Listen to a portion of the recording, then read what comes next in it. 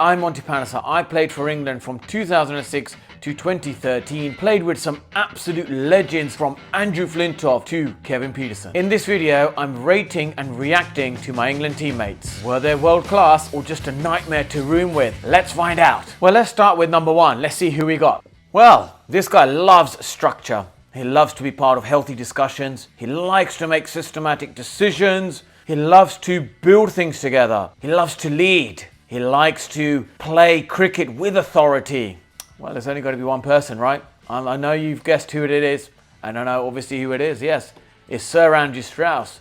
He loved leadership. He loved being part of a successful England team. He made England number one under his leadership. But what he loved about me, he just loved the hard work I gave to my game. Amount of bowling I did, the fielding sessions I did. I endlessly worked so hard on my fielding.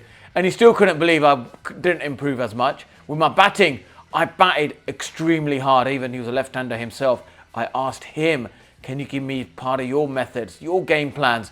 And he's still scratching his head. He goes, Monty, I can't believe your fielding and batting hasn't grown, but you work tremendously hard. And that's what he respected most about me. I loved him about the way when he was captain, he would bring me on very early with that hard new ball, get that ball to spin and turn, especially on spinning wickets. Always got me in the game really early. Probably after the 10th or the 11th over, after the first spell of a fast bowler, I would be on and he backed me. He always believed in my ability and he always thought I was a match winner for England. Well, let's find out what number two is. Have a look at this guy. Well, he's mentally tough. You tell him to play 3 shots all day and he probably do it for 2.5 days. Mr. Fitness, probably the fittest guy we ever had in the England team. He loved healthy debates just about stats, about how do we become better. Yep, he's one of my really good England teammates. It's Sir Alastair Cook, deservedly got the knighthood. He was brilliant. We made our debut together. He was mentally so strong. He came on a flight just a night before the test match started. Off he went out to bat, didn't have time to think, scored 100 on his debut and scored 100 in his last test match at the Oval. I was there on both occasions. The only difference was he ended up playing 150 test matches plus I only played 50 because he was mentally stronger. He was able to work out, in different conditions what the method is to play on these pitches. He was a brilliant, brilliant captain, but he had a very good team to work with, and sometimes you can have great players around you, but you need a good leader to manage all the good players in that team. So he had a successful time as a captain. He was probably the ideal role model, great ambassador for the game and deserves to be a knighthood and has a successful career now in the media because he's got so much to give, so much experience. And I tell you what, his strength was mentally tough. He was a tough cookie. He was strong, hard as nails, brilliant. Very lucky for me to play with him in the same England team. Well, let's see who's next. Well, this guy was an attacking batsman. Loved to play on the up. Loved to put the pressure back to the bowlers. And as a keeper, worked tremendously hard and made himself into a fantastic wicket keeper. Was the engine room. So when you have a V8 engine and that car is a 4-litre engine, it drives the whole car, doesn't it? Very much like that in the team.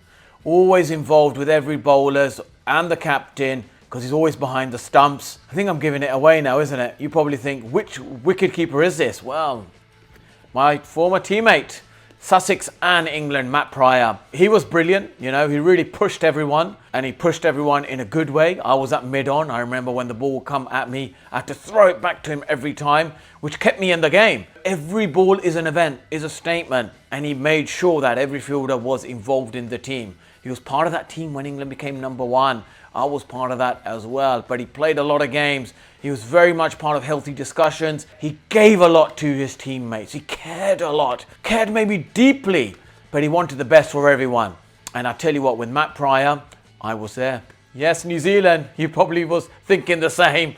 When we famously drew that test match, he batted a long period of time and I nearly got myself run out comically. And I remember walking back down to him and he goes, don't worry, leave it to me. I'm going to face all the other balls the next over. And thankfully he did, because if it was me, we probably would have lost that game. His hard efforts of making sure we draw the test match would have all gone down the drain. But he was brilliant.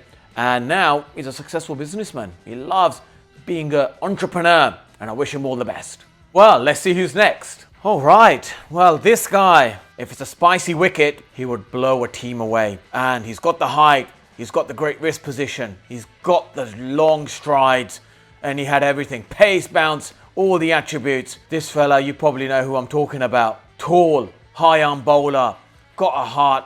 Give him the new conqueror, and I tell you what, it's going to be a difficult spell to deal with. Yeah, now, successful TalkSport commentator, talks about football, talks about cricket. He was absolutely brilliant when I played a test match with him, Pakistan. It was me and him bowling against Pakistan at Old Trafford. First innings, he took 6 wickets, I took 3. And I think in that test match, we both took 20 wickets in that test match actually. And he was brilliant for me because when his fast bouncy balls were going up the rib height, up the head, when I'm bowling my spin on the other end, the batsmen won't come after me because they don't want to face Team Harmison. So he helped me to get lots of wickets. Brilliant to bowl with. But he's going to probably say one thing, not brilliant to bat with. Because against South Africa at the Oval, he was on 49. I got myself run out. I denied him of a Test 50. And he always reminds me of that. But I always then send him a message when Newcastle win. I'll say, mate, Newcastle doing it again, having a good run. And that puts a smile on his face. I think that's the only way I can compensate for denying him a Test 50. Well, the next person, who is my teammate? Well, if we look at this guy, any song on, he knows the lyrics. And he will sing to all the lyrics. And you just sit there and you think, we don't need a karaoke machine. We've got this fella. He's my partner in crime. He's my twin. I don't want to say too much. Could be any bowler who it is, you know, as a bowling partnership. But any song, he knows it. Very funny when it comes to accents. Very good at giving jokes. Brilliant golfer. I need to improve my golf if I want to play more golf with him. Here he is. Yes, my spin twin, Graeme Swann. Funny guy. Does brilliant accents, brilliant impressions of everyone. We played a lot together. I wish we played more together. We had a fantastic record. We won first time in India after 27 years under the captaincy of Alastair Cook. But me and Swanee, we were brilliant. You know, we bowled together on spinning decks, helped each other get wickets. He used to always say to me, Monty, make sure you keep the other batsmen, you know, for me, especially the left-handers. He would just get them out for fun. And that's what I tried to do. I tried to help him. He tried to help me. Was I the better spinner? Obviously, I was a better spinner. Everyone knows that. Everyone knows I was the better spinner. But he was probably a better batsman and a better slip fielder. All-round cricketer, brilliant. But let's be honest, he was brilliant. He got better and better as he played for England. And he was wicked, unbelievable at getting the batsman out. Was I the better spinner? We all know who the better spinner is. Graeme Swann, in my humble opinion. But I think what an honour to play with him. We were Northants teammates and we did a lot together. At Northants, he was brilliant. He was, you know, he probably got better as an off spinner when he went to Nottingham. But maybe I motivated him because I played for England before him. He's probably thinking, how did Monty play for England and I haven't done that? He made his debut, I think, 10 years ago, but consistently to hold his spot. Then I motivated him and he kicked me out of the team, wrestled for that position, and he had a successful career. Now, a brilliant commentator, brilliant punter, brilliant after-dinner speaker. Great story, great successful career after cricket as well. Well, let's see who my next teammate is. I played lots of cricket with him from our under 19 days to England level, and he probably didn't imagine how well his career would go. Probably the most skillful, talented cricketer I've come across. Best at crosswords. Yes, top level crosswords. Not the sort of, you know, beginner stuff. He was very good at puzzles, very good at working things out, and probably one of the reasons what helped him to work out batsmen, because he was very good at strategic thinking in terms of working out how to get batsmen out. Shall I show you who he is?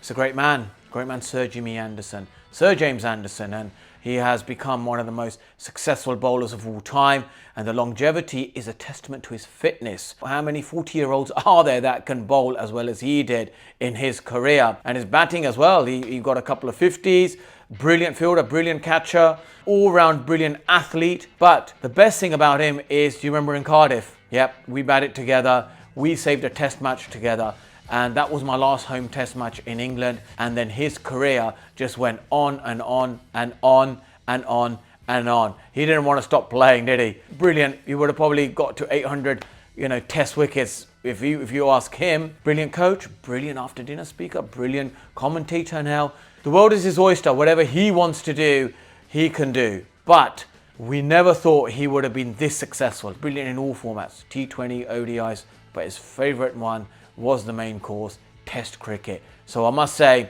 what an honour it's been for me to play with him, what an honour it is to share rich history, especially the Cardiff Test match, and I wish him all the best. And I tell you what, tail enders, he does a very good job there too. Well, this guy on a flat pitch, probably the most aesthetically pleasing batsman. He played some great innings. At the age of 16, people were saying he's the best 16-year-old in the world. I was lucky enough to be with him, under 19 captain. We toured India together, we played in England as well. He knows my bowling really well. He probably knows me as a person quite well as well. Shall we find out who it is? Yes, it's Ian Bell. And Ian Bell has now become a very successful coach. He's very good at man management, and he's done some unbelievable, things in helping young cricketers to become better. Why is that the case? Because he toughed it out against some of the best bowlers in the world. And I had a very memorable story, with him. It was against Pakistan at Lords. He was on 90 odd. I came out to bat. He goes, please get me to 100. I was the last wicket, and I did my absolute best to get that front foot defence like Jeffrey Boycott, and I got him to 100, so we had a memorable moment together. We played some, Legends cricket together as well, and he still is in fine form. But his passion is coaching now. He loves being head coach, batting consultancy. He absolutely does a great job of it, and he's got great man management skills. Wish him all the best in his next chapter in life as a cricket coach. We got 2 more to go. Let's see who they are. Well, this guy, if you went to see him live, you would feel his confidence. You would feel his self-belief. He was the most confident person I've ever came across. He wasn't shy of confrontation. He loved taking on the best bowlers in the world, loved taking them down. Shall we find out who he is? If we look at it, it's this guy, Mr. Pietersen. Yes, he was brilliant. I actually did a lot of training with him. He had a bit of a problem with left arm spin. He goes to me, Monty, come in the nets, bowl to me. He took his pads off and he goes, bowl fast on my legs. And he just started to move his feet like a ballerine dancer, and he was absolutely brilliant. Backward and forward, he was brilliant at the sweep shot. His forward defence was good. He had a long stride and he became really good. He didn't need much help, let's be honest. But every batsman goes to a point when there's a slight weakness, and he just became a very good batsman against a left arm spin. But his great innings was against some of the greatest teams as well. He took Muralitharan, played the reverse sweep when I was there at Edgbaston. Unbelievable. Who would have the courage to do that? He'd had the courage to do that. He took on the Australians, took on India, played a great innings in Mumbai, 180. Unbelievable innings, which helped to win us the test match. He wasn't shy, just a magnet. Everybody wants to be around him because he had supreme confidence. Now for our last one. Who is this guy? Well, this teammate, he's a good teammate of mine. He had a heart of a lion on and off the field. He's a national treasure. He's done successfully well after he retired as a cricketer. He took on the Australians. Yep, here he is, Andrew Flintoff. And he had a heart of a lion. If there was a brick wall right now, he's the guy who would run through it for you, batting or bowling. And he has done tremendously well. The 05 Ashes probably was won because of him. His performances were unbelievable. But with that great team as well, he was probably one of the standout performers. I had a great story. South Africa, at Edgbaston, and how he was going to get Jack Callis out. I was at mid-on. He asked me, what ball shall I bowl? I said, maybe back of a length ball. What should I do the next one? I said, short. A back of a length. What should be the next one? I said, a bouncer. What should I do now? Yorker. And he bowled his middle stump out of the ground. That's the kind of stuff he brought on a cricket pitch. Now he's become a brilliant TV presenter, gone into cricket coaching as well. So anything he touches turns into gold because he is a national treasure. I'm sure he'll get knighted at some stage. Sir Andrew Flintoff, I think that rings a bell. That was a trip down memory lane. Some brilliant characters, some tough competitors. Let me know in the comments below which England player you want me to rate next.